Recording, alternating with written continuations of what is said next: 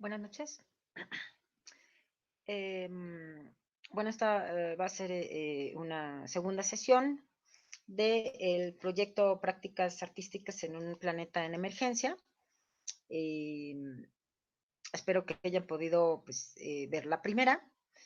Y me presento nuevamente. Yo soy Paloma Mireles, soy artista escénica, ecologista, animalista, ecofeminista, abolicionista. Y dentro de mis dos proyectos, pues dentro de mis proyectos artísticos está el de educación ambiental a través del arte y el buen vivir y el de ecología artística. Entonces,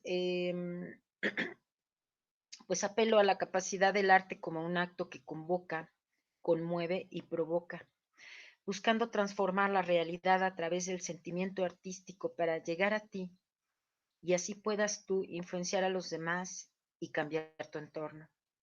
A las personas que han empezado a seguir mi página de YouTube y de Facebook, les doy la más cordial bienvenida. Confío en el poder transformador del arte, el cual nos guiará a dar los primeros pasos para comprender que aprender a apreciar la vida es un aprendizaje.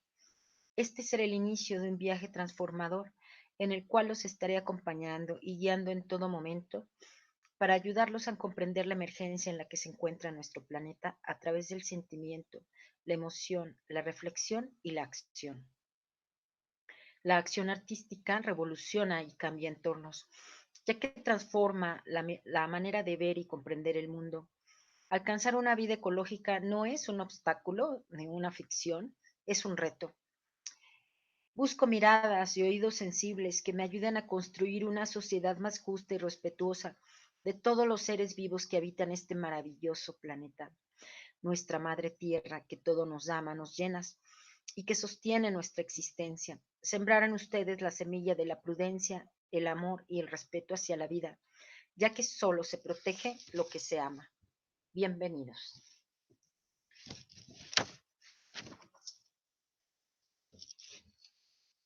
Les voy a leer la introducción del proyecto. Prácticas artísticas en un planeta en emergencia.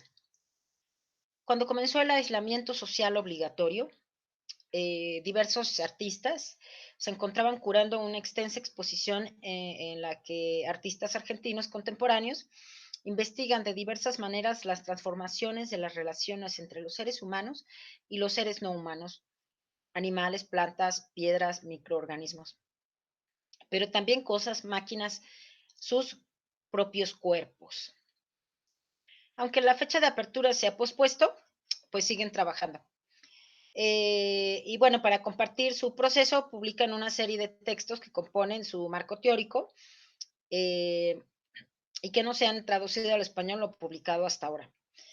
Eligieron en el título la palabra emergencia por su doble alusión a una situación de alerta frente a un peligro, pero también al surgimiento de algo nuevo. Quizá un planeta más solidario, más generoso, más frugal y equilibrado, más imaginativo, más rico, entendiendo que tenemos la oportunidad de volver a preguntarnos cuál es nuestra verdadera riqueza. Este artículo que les voy a compartir pues se llama La planta mediada de Teresa Castro y esta pues sería la introducción. Un sorprendente animismo está renaciendo. Ahora sabemos que estamos rodeados de existencias inhumanas. Jan Epstein. Libera tu mente. Ayúdanos a reimaginar el mundo en términos más ricos que nos permitirán encontrarnos en diálogos ilimitados por las necesidades de otras especies, de otras mentes. La lucha por pensar de forma diferente, por rehacer nuestra cultura reduccionista, es un proyecto básico de supervivencia en nuestro contexto actual. Espero que te unas a él. Val Plumwood.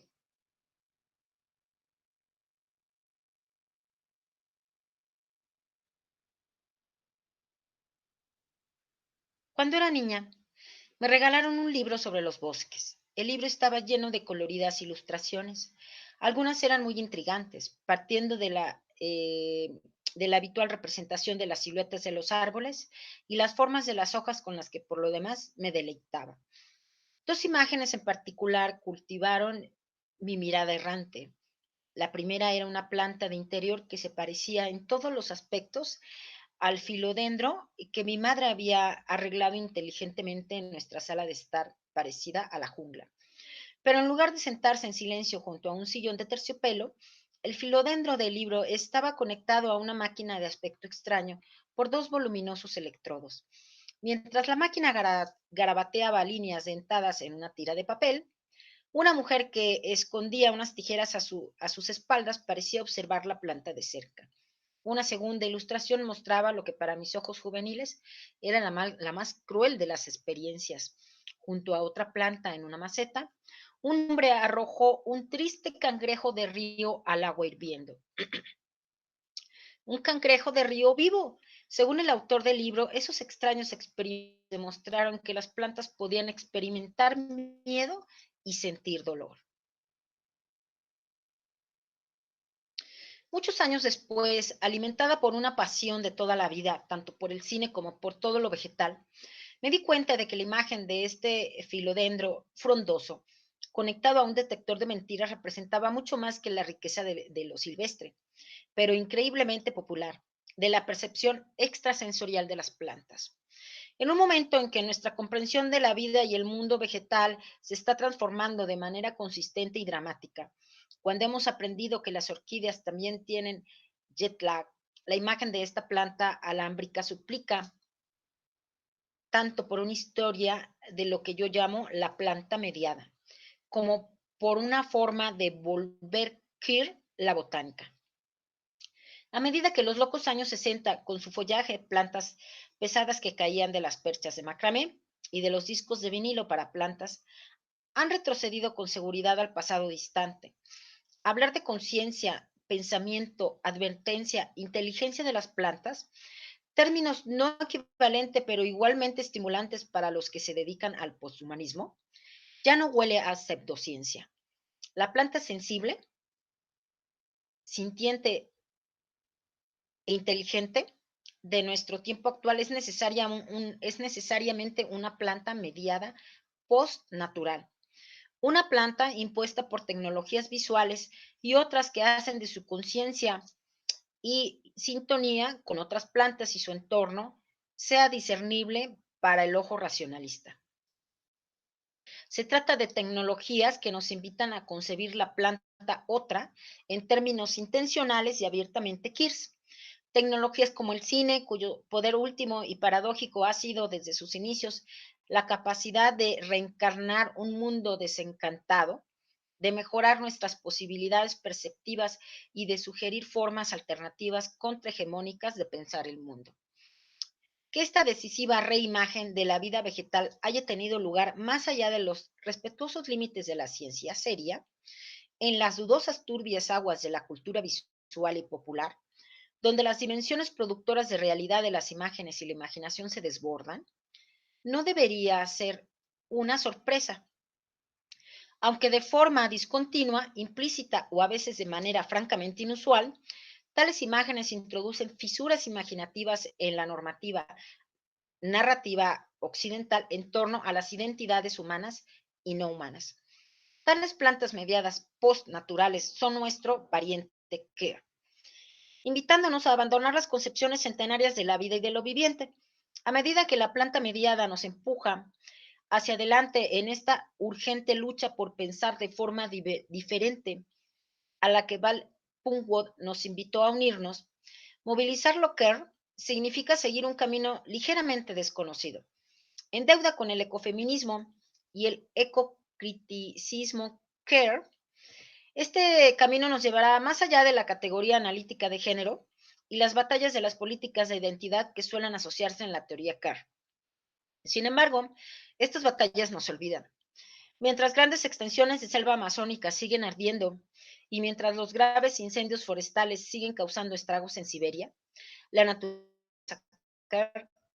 y medio para adoptar una postura política y articular nuestras luchas comunes, que se cruzan ahora más que nunca. Las industrias depredadoras que le han declarado la guerra a la tierra, que saquean e incendian los bosques, agotan sus suelos, matan sus ríos, asfixian sus océanos, fabrican en granjas sus animales y explotan a sus pueblos más desfavorecidos, forman ahora la racionalidad económica del populismo de derecha y su odio hacia todas las minorías.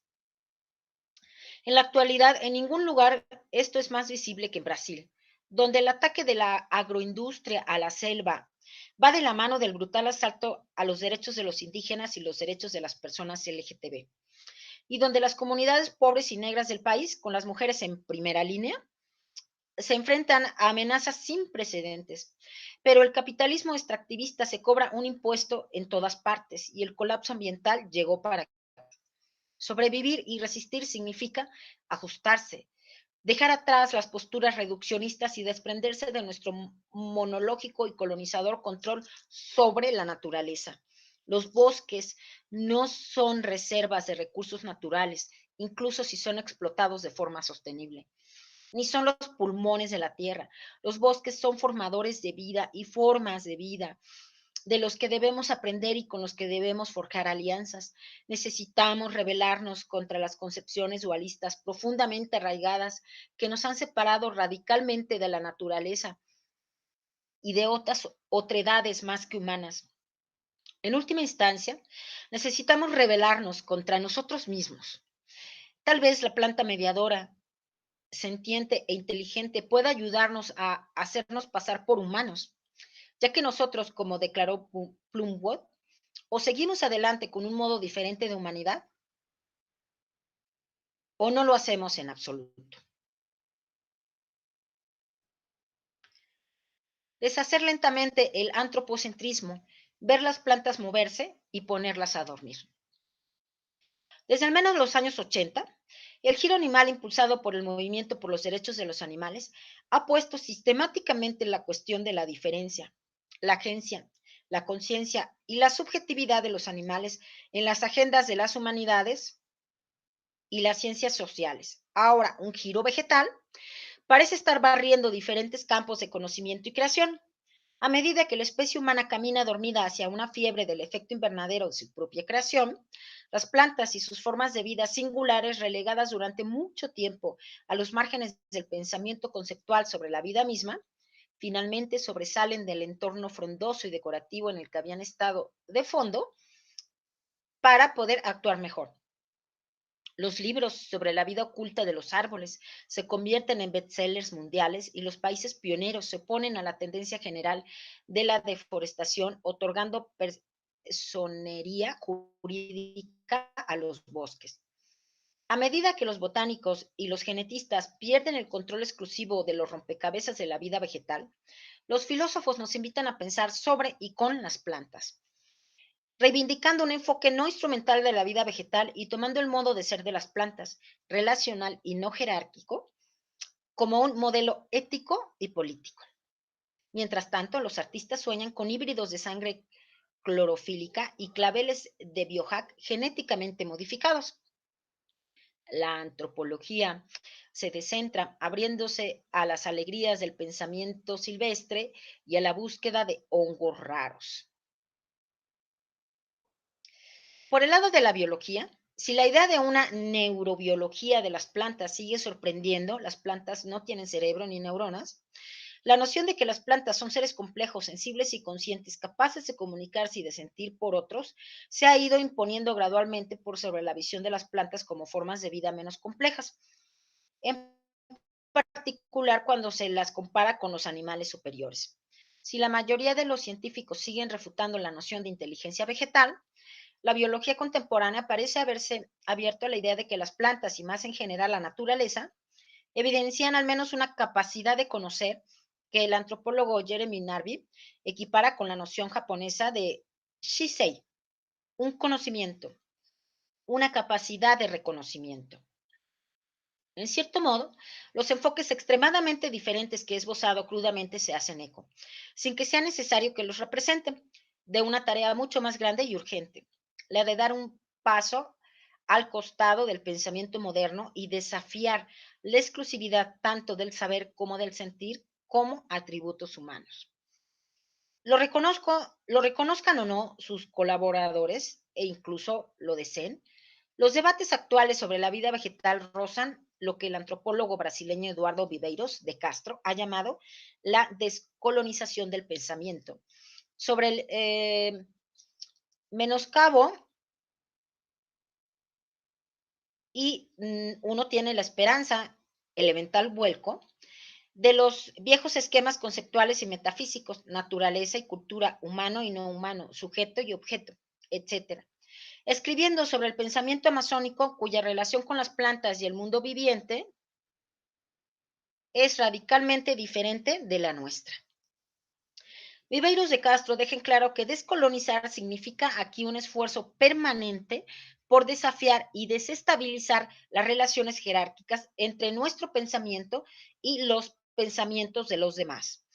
En este sentido, no puede haber una descolonización definitiva, porque el pensamiento mismo es una especie de colonización. En cualquier caso, reconocer la riqueza y complejidad de la vida vegetal, por expresarlo suavemente, significa aquí retirarse, aunque sea lentamente, de una razón antropocéntrica y colonizadora que no solo ha separado a los humanos de la naturaleza para justificar su dominación, situando la vida humana fuera y por encima de ella, sino que también ha organizado el mundo según jerarquías de género y raza, equiparando a las mujeres, los indígenas y los no blancos con lo primitivo. En este concepto floreciente, el estudio del movimiento de las plantas sigue progresando gracias a las nuevas técnicas de imagen in vivo. Más allá de las historias de plantas domésticas ciborgánicas que publican información sobre su estado mental en blogs, la planta mediada se muestra en toda su gloria negociada cuando nos fijamos en la investigación histórica sobre el movimiento y la sensibilidad de las plantas. Como la aparente inmovilidad de las plantas era un viejo argumento aristotélico favorecido contra el valor de sus almas inferiores vegetativas, la proliferación de estudios sobre el movimiento y la fisiología de las plantas durante la segunda mitad del siglo XIX marcó un giro significativo hacia el problema retrospectivamente sorprendente de una de las vacas sagradas de la modernidad, el excepcionalismo humano. Obviamente se sabía desde hace siglos que las plantas se mueven, y no solo bajo la influencia del viento o debido a los ciclos de crecimiento y estacionales.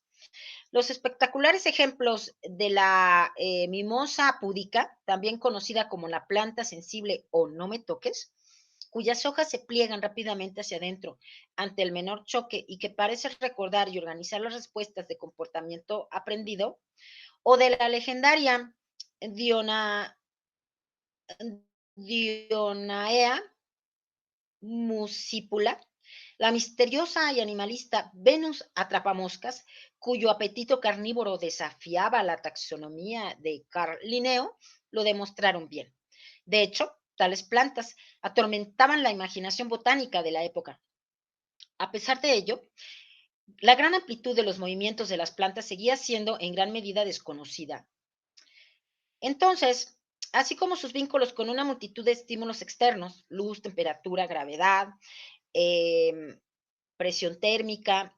Más aún, la ciencia botánica occidental permaneció arrogantemente ignorante de los mucho más antiguos conocimientos indígenas sobre la vida de las plantas y de los sentimientos más que humanos, una responsabilidad que desde entonces fue resuelta por varias científicas indígenas como Wendy DeJean Jennings y Robin Wall Kimmerer. Hacia finales del siglo XIX, los científicos comenzaron a utilizar una plétora de dispositivos de análisis de movimiento, como las técnicas de rastreo geográfico y eventualmente la cinematografía de time-lapse, para demostrar que las plantas aparentemente inertes podían moverse, dormir y eran sensibles. Antes de que el cine aportara sus propias respuestas espectaculares al estudio del movimiento de las plantas, manipulando la escala y reconciliando las temporalidades disonantes de los seres humanos y los seres vegetales, revelando todo el alcance de la intencionalidad no consciente de la vida vegetal, Fue el método gráfico, más que la fotografía, el que confirmó que las plantas son, en efecto, los agentes activos de su propio destino. Participando en la ampliación sin precedente del mundo visible en el que las tecnologías fotográficas iban a sobresalir, el método gráfico, a partir del cual se desarrollaron los detectores de mentiras, reveló lo que la ciencia positivista consideraba como verdades sobre la naturaleza. Las leyes que rigen los procesos biológicos, desde los flujos de sangre o de savia hasta los movimientos humanos o de animales y plantas. Según el credo positivista, la traducción de estas leyes y verdades a un lenguaje fantasioso, no verbal e icónico, el lenguaje de los diagramas y las fórmulas matemáticas mediante instrumentos de autorregistro, permitía la comprensión y, en última instancia, el control relativo de los movimientos de las plantas. Como era de esperar de cualquier fisiólogo de la época, el doctor francés Paul Bert ilustró su trabajo de 1867 sobre la mimosa púdica con gráficos que hacen que la oscilación sensible de los movimientos sea visible y medible, en particular cuando ponen la planta a dormir de manera emocionante, utilizan una esponja empapada en éter. En toda Europa, los científicos se apresuraron a utilizar el cloroformo y a administrar varios narcóticos a las plantas, sopesando sus nervios e irritabilidad. Eh, para el muy influyente El poder del movimiento de las plantas, Charles y su hijo Francis Darwin generaron una plétora de imágenes concebidas con ingeniosos dispositivos que incluían placas de vidrio ahumado y bolas de cera en agujas de vidrio. En resumen, el método gráfico famosamente promovido por Etienne Jules Marey fue puesto al servicio de la botánica. Darwin quedó tan impresionado por los resultados que concluyó en su libro que la punta de la radícula de una planta se asemejaba a un cerebro animal, abriendo la puerta a analogía planta-animal y encendiendo el debate sobre la inteligencia de las plantas. Desde los trazados de Bert y Darwin hasta los autógrafos de plantas de Hadashi, Sandra Bosé, estas imágenes afectaron potencialmente, a pesar de los planes originales de algunos de sus autores, a matices variables de biocentrismo, preparando el camino para una nueva consideración de la vida vegetal. Este indicio fue seguido inicialmente por varios filósofos y biólogos neovitalistas que, en particular en Europa Central, se opusieron firmemente a las opiniones mecanicistas dominantes a lo largo de los primeros años del siglo XX. Entre esos filósofos y biólogos figuraban Raúl Heinrich Franz y Max Schlerer y Ludwig Kleist. Más allá de su uso documental, las imágenes producidas según el método gráfico, respaldadas rápidamente por el cine, tienen un poder heurístico, anticipando ideas novedosas a través de y gracias a las imágenes. Entre ellas, lo que podríamos denominar el devenir sujeto de las plantas es quizás lo más llamativo, sobre todo en lo que se refiere al cine. Por supuesto, estas imágenes negocian una transición del estatus de objeto al de sujeto, que es más bien un sujeto intencional.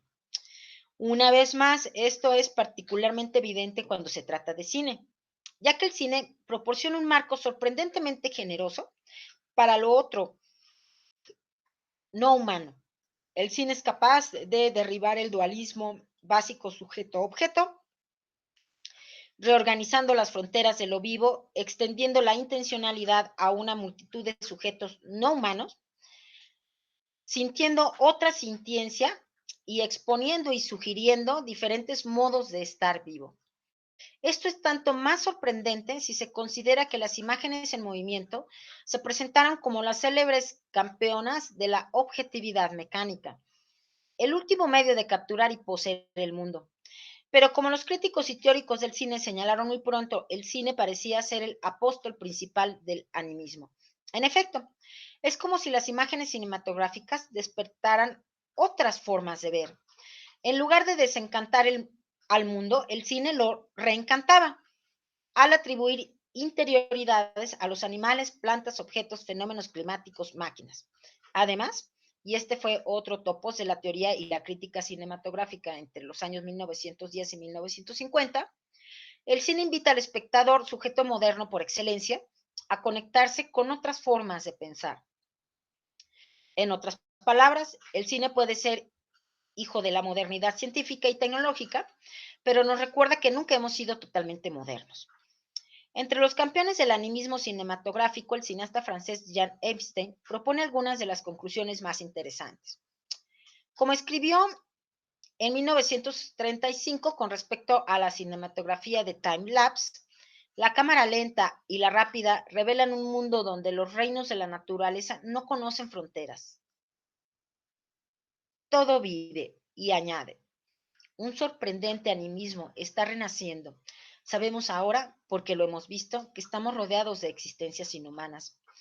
El cineasta amplía el alcance de nuestros sentidos, haciendo perceptibles a nuestra vista y a nuestros oídos individuos que considerábamos invisibles e inaudibles.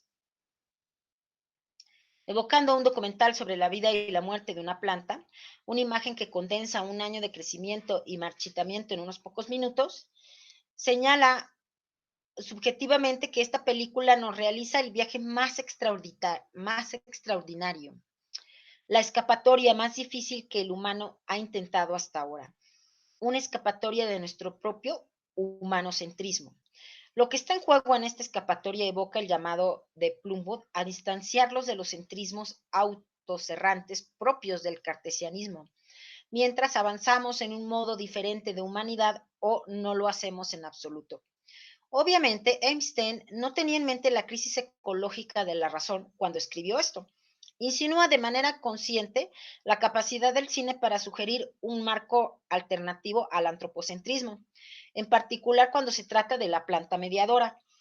En la época de Einstein, el riesgo aparente era caer como presa de una forma de neovitalismo desatendido y romántico, ilustrado, entre otras cosas, por los textos del botánico y filósofo astrohúngaro Raúl Heinrich Franz, como escribe Franz en La vida sensorial de las plantas en 1907. El naturalista moderno ya no puede limitarse estrictamente al estudio de las plantas o los animales, porque la vida, en sus múltiples aspectos, resuelve el problema de manera práctica, sin importar cuán variado sea, y refuta nuestras separaciones artificiales y nuestras clasificaciones entre plantas, animales y humanos. Pero aún, las imágenes fílmicas se entregan a ese big regresivo y animista de que zoomorfiza y antromorfiza a las plantas, condenadas para siempre a los escalones inferiores de la vida.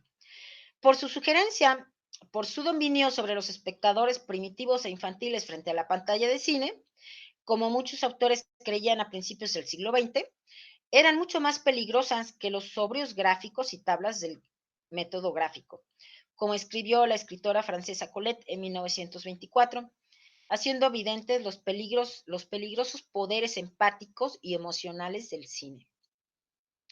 Una película de larga duración documentó la germinación de un frijol. Al revelar el movimiento intencional e inteligente de la planta, vi a los niños levantarse, imitar el extraordinario ascenso de la planta trepando en espiral, evitando un obstáculo, tanteando su enrejado. Está buscando algo, gritó un niño pequeño, profundamente afectado. Soñó con una planta esa noche y también lo hice yo. Pero las películas sobre el movimiento de las plantas no ilustran simplemente una forma de antropomorfizar la naturaleza y las plantas. ¿No culmina todo eso en el sentido cinematográfico en Symphonies de Disney? Juguetonas, pero definitivamente tergiversaciones de los seres otros, no humanos, cuando una voz en off de la producción de British Pathé de la serie Secretos de la Naturaleza proclama descaradamente que algunas plantas nacen criminales y que la cúscuta de la película no tiene intención de ganarse una vida respetable, ¿no tenemos razón al hacernos esta pregunta? ¿No ejemplifican estas imágenes un razonamiento erróneo e insuficientemente crítico, un pensamiento que atribuye los predicados humanos a sujetos distintos de los humanos? ¿No es su debilitamiento del antropocentrismo fundamentalmente defectuoso por el antropoformismo? La respuesta no es sencilla. Primero debemos distinguir el antropocentrismo del antropomorfismo. Que la invención gradual del primero se base a veces en una forma de antropoformismo no es en sí mismo una contradicción, como nos quiere hacer creer el policía del materialismo reductor, cuya misión es hacer cumplir vocabularios polarizados y segregados para humanos y no humanos. En efecto, como han señalado repetidamente filósofos, etólogos y antropólogos, el rechazo del antropoformismo, concebido como un vicio de la razón desde la Ilustración, proviene de un supuesto ontológico propio del pensamiento moderno. Fue la separación radical entre humano y naturaleza lo que desterró el antropoformismo a los límites apenas aceptados de la razón y lo redujo a un problema de cognición común a los niños y a los pueblos primitivos. Entendido como una forma de socialidad generosa y por lo demás desconocida para los neandertales, fue el antropoformismo, sin embargo, lo que nos hizo humanos, al menos según los etnólogos franceses Audé Michelet y Charles Stefanov.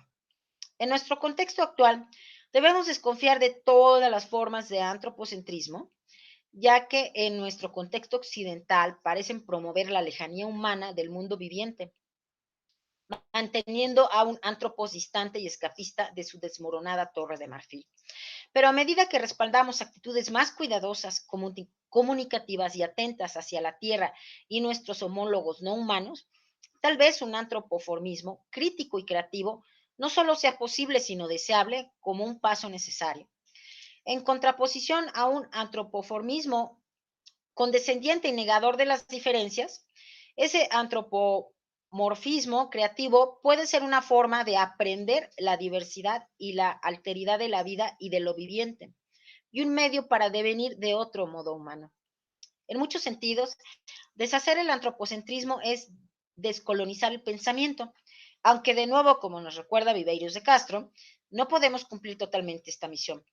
Tal vez el antropoformismo animista es un precio razonable a pagar.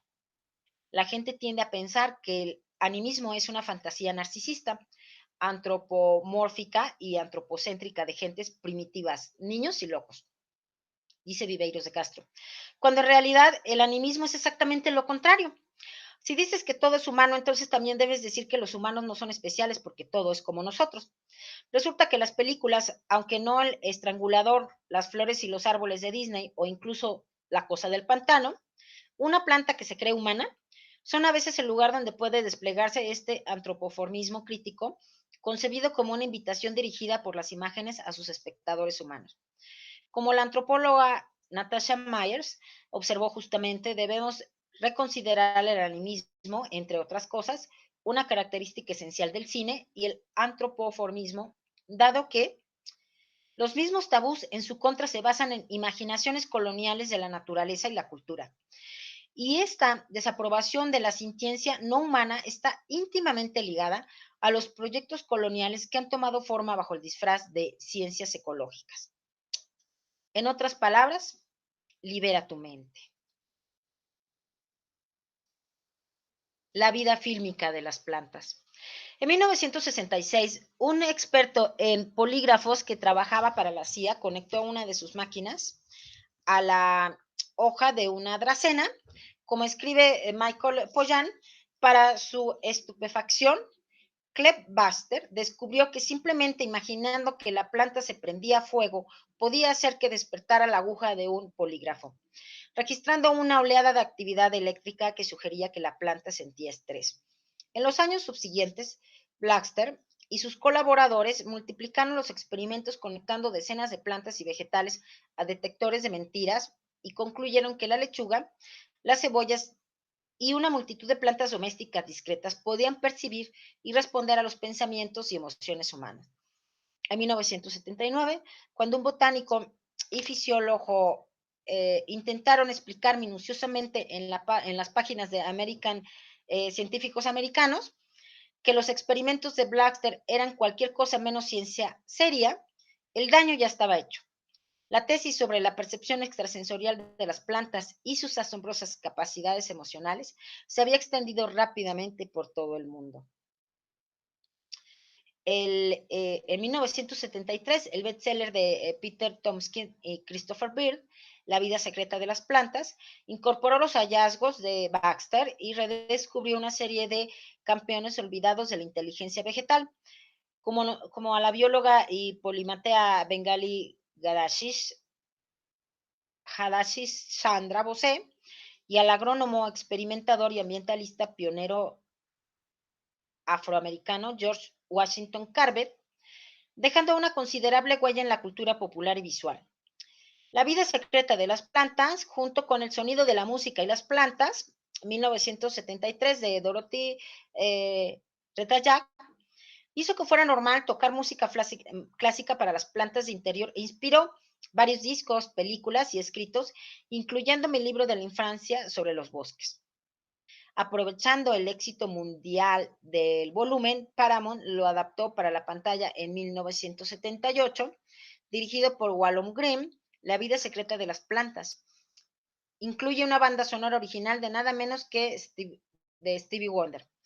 Lanzando un año después como un doble, Viaje a través de la vida secreta de las plantas, constituye una adición original a la lista de discos que profesan que las plantas reaccionan favorablemente a la música. Es también el único disco que conozco que incluye una canción sobre el escepticismo suscitado por los descubrimientos científicos botánicos.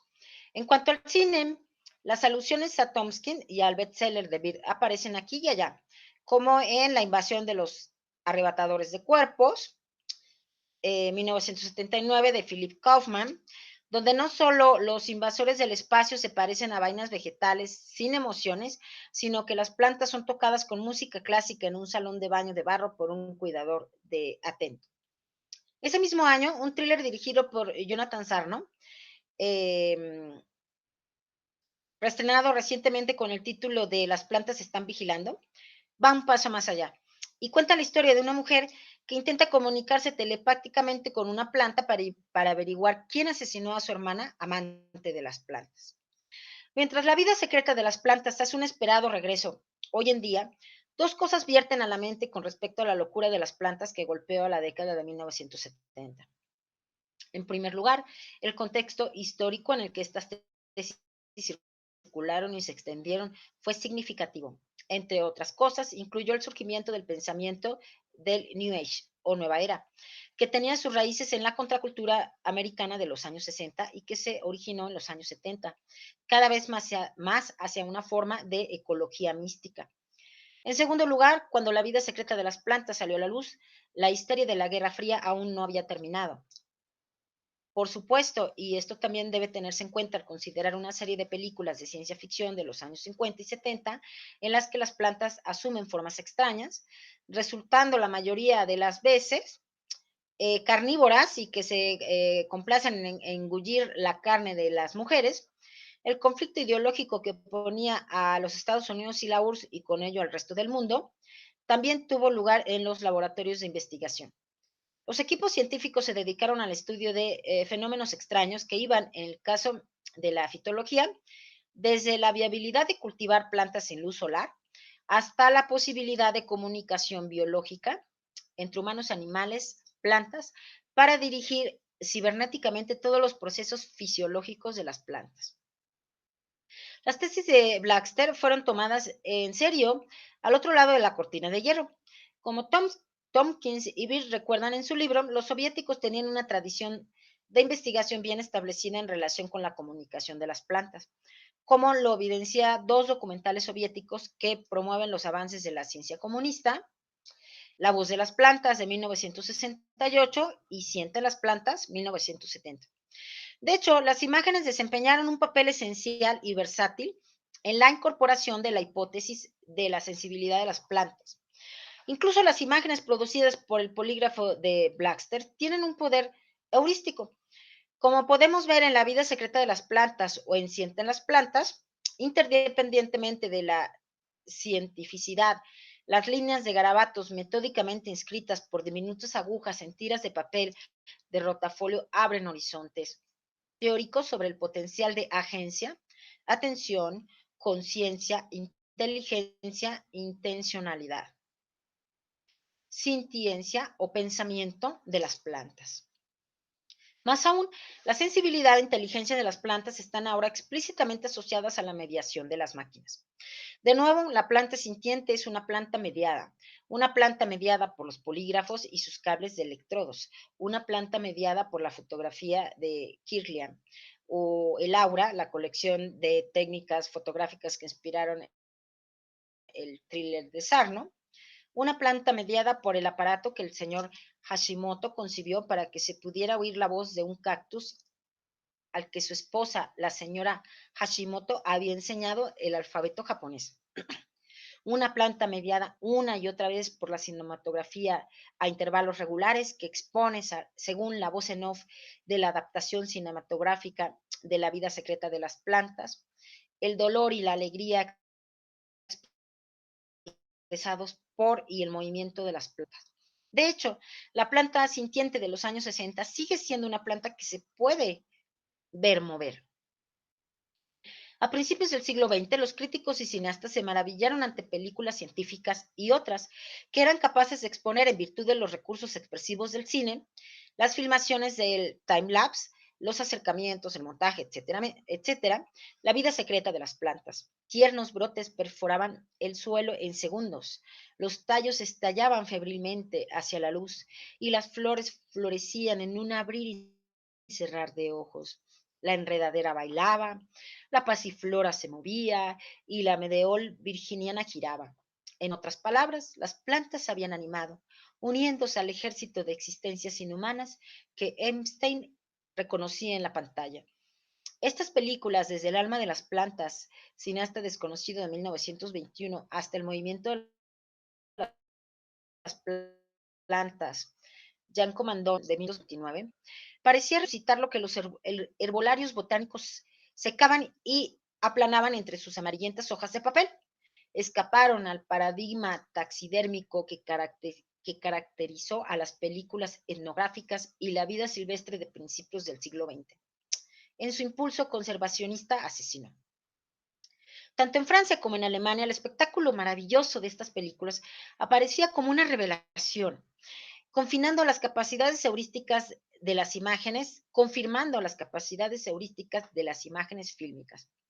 Estas revelaban no solo los movimientos autónomos de las plantas, sino también su expresividad, que algunos, como el botánico Raúl Heinrich Franz, creían que constituía la manifestación de una inteligencia primitiva. Una película en particular, El milagro de las flores, de 1926, elevó el movimiento de las plantas al rango de gesto expresivo.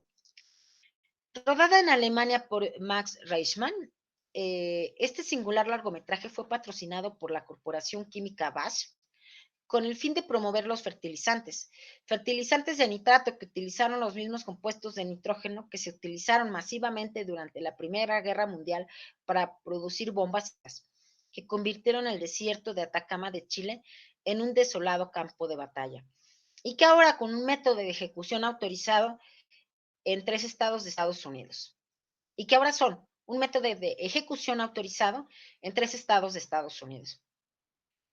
El milagro de las flores cuenta la historia de una hada llamada Flora, que, habiendo sorprendido a un grupo de niños que descuidadamente arrancaban seres vivos inocentes, es decir, flores, los familiariza gracias a las imágenes del time-lapse que documentan el crecimiento y el marchitamiento de 78 especies de plantas con las penas y batallas de las plantas, el ritmo de sus movimientos, sus sentimientos.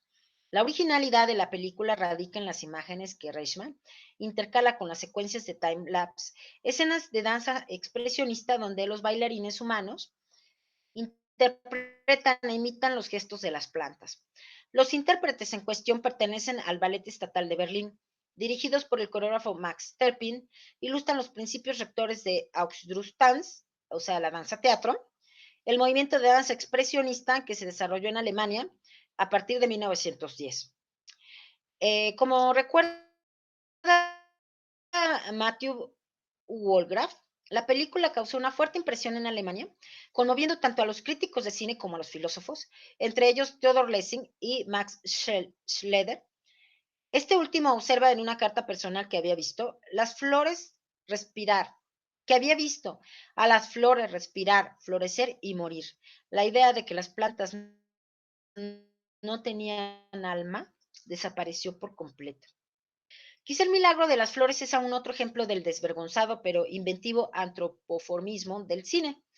La atribución de la motivación, las características del comportamiento humano a los objetos inanimados, animales, plantas y fenómenos naturales. En este sentido, la película no desafiaría, sino que reforzaría una visión antropocéntrica del mundo,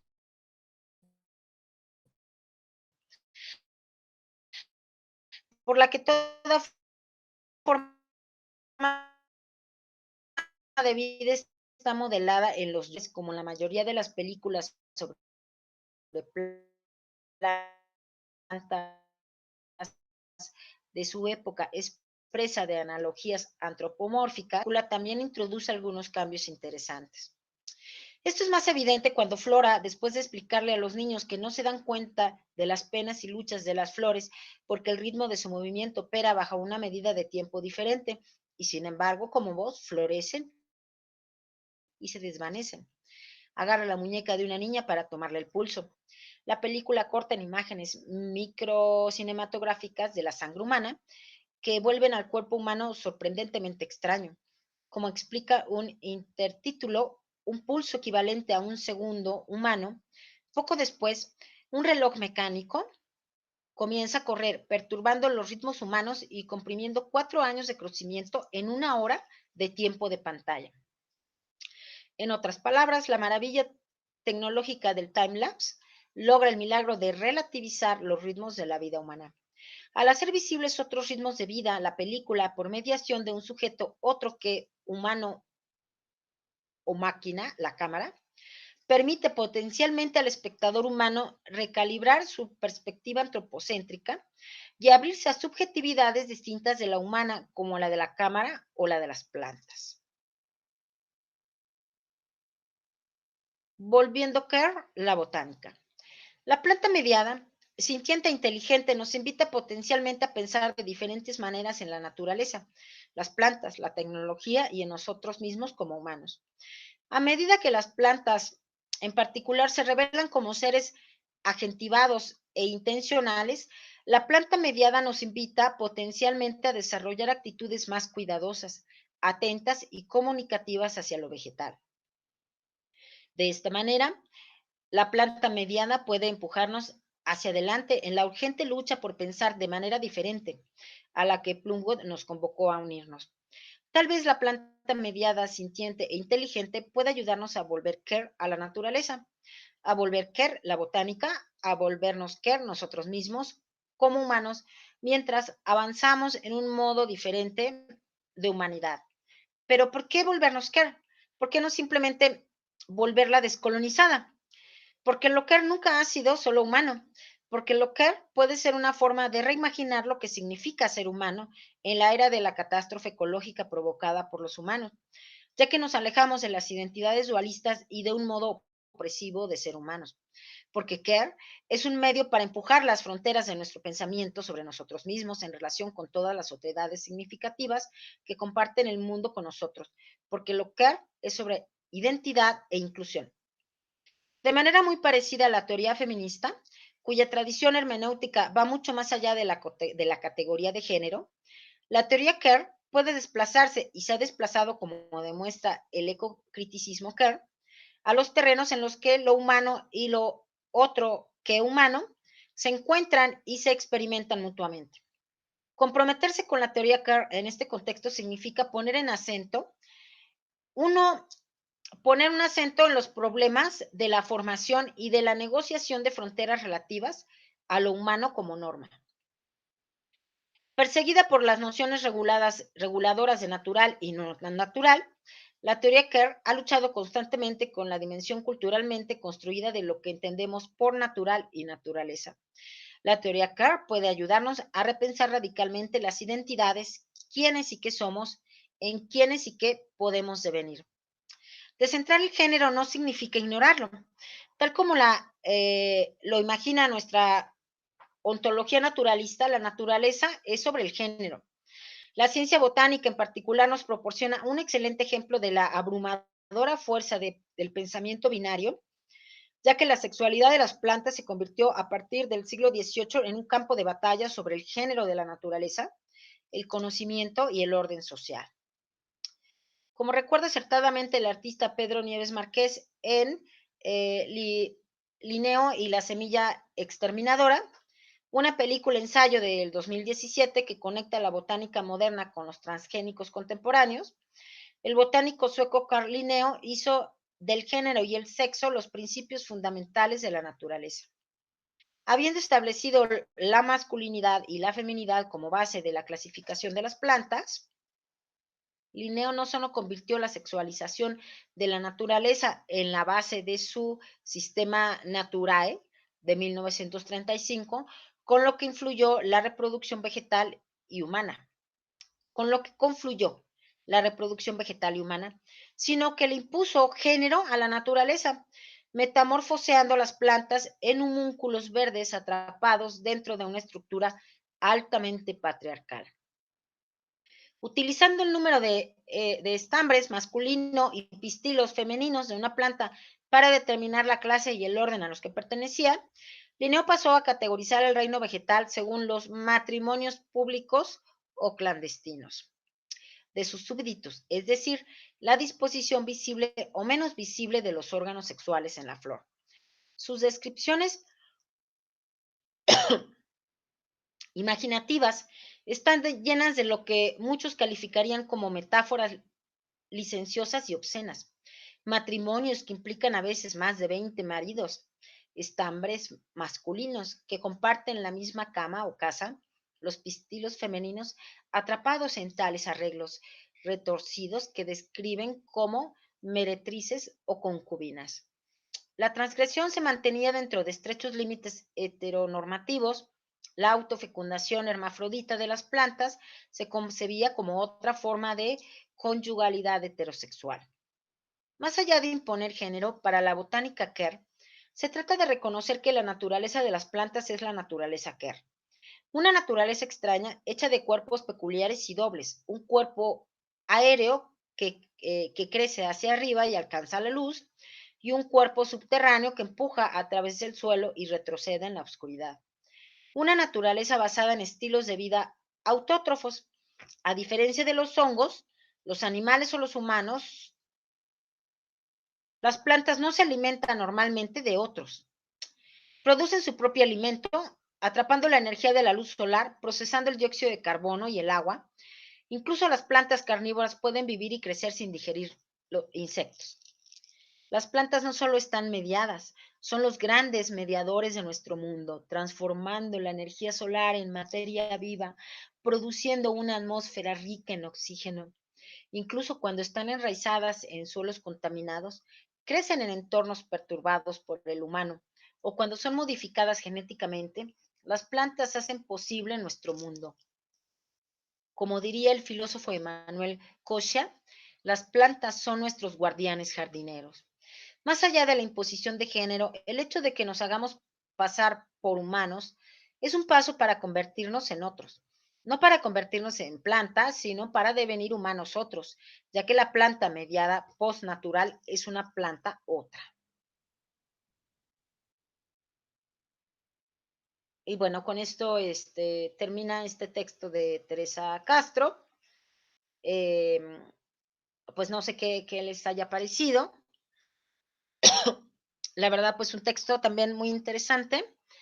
Dentro de estas eh, prácticas artísticas para un planeta en emergencia, pues que nos pone a pensar pues en todas esas vidas, en todas esas alteridades, en todas esas otredades que están ahí invisibilizadas, que están ahí latiendo, viviendo con nosotros, ¿no? Pues lo cierto es que los seres humanos no somos, los animales humanos no somos pues los dueños del planeta, ni de los bosques, ni de los océanos, ni de nada. Los bosques son el hogar de todos los miles de animales que viven ahí y de las plantas y seres vivos que habitan ahí, igual que los océanos, igual que la tierra. Entonces, bueno, pues sí da para ver, por ejemplo, todas estas películas, esta cronología, esta trayectoria fílmica, esta filmografía que nos comparte Teresa, pues sumamente interesante para ver toda la evolución eh, de estos estudios sobre la naturaleza de las plantas.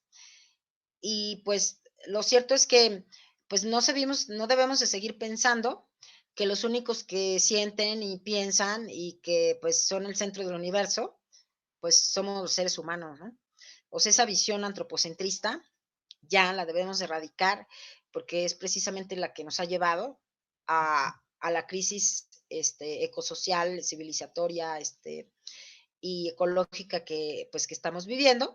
Entonces, pues les comparto esta reflexión de prácticas artísticas para un planeta en emergencia y pues les estaré constantemente pues mandando videos sobre ejercicios o ejemplos de ecología artística para, pues yo considero que son ejercicios sumamente interesantes para pues analizarlos, comentarlos y sobre todo es una invitación para pues adentrarnos, ¿no? En como artistas, como agentes culturales, para adentrarnos en pues mundo fascinante de la ecología artística. Y pues quisiera cerrar con pues esa cita, ¿no? Que les leí hace rato, que dice, libera tu mente, ayúdanos a reimaginar el mundo en términos más ricos que nos permitan encontrarlos en diálogo con ilimitados por las necesidades de otras especies, otros tipos de mentes. La lucha por pensar de forma diferente, por rehacer nuestra cultura reduccionista, es un punto básico de supervivencia en nuestro contexto actual. Espero que te unas a él. Val Plumwood. Y bueno, pues me despido.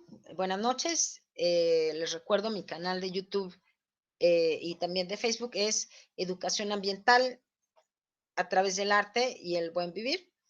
Yo soy Paloma Mireles y pues me despido de ustedes. Espero que esta haya sido una sesión pues enriquecedora, interesante, creativa, artística. Eh, y pues nos vemos en la próxima transmisión. Buenas noches.